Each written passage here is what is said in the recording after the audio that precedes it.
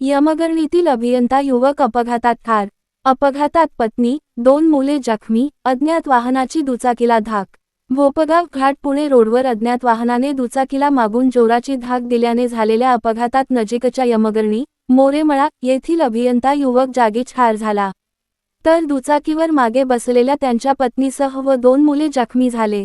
हा अपघात रविवारी रात्री झाला. घटनेची नोंद भोपगाव घाट पुणे पोलिसात झाली आहे.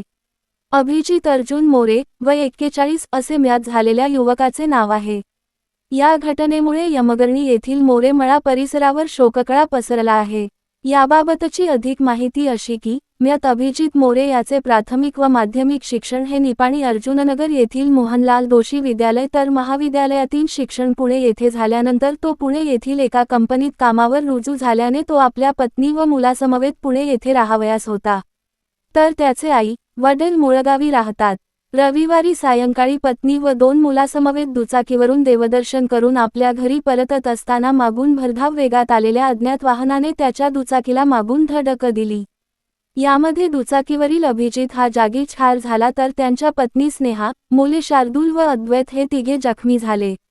जखमी तिघांना पोलिसांनी तातडीने पुणे येथील खाजगी रुग्णालयात उपचारासाठी दाखल केले. यामध्ये शार्दूल याचा उजवा पाय निकामी झाला आहे. पुणे पोलिसांनी घटनास्थळी भेट देऊन मयत व जखमीची ओळख पटवीत याची माहिती कुटुंबियांना दिली. त्यानुसार मयत अभिजित मोरे यांच्या कुटुंबियासह नातेवाईकांनी पुणे येथे धाव घेतली. सोमवारी रात्री उशिरा अभिजित मोरे यांच्यावर मुळगावी यमगर्णी येथे अंत्यसंस्कार केले. यावेळी त्याच्या कुटुंबियांनी केलेला आक्रोश हृदय पिळवटून टाकणारा ठरला.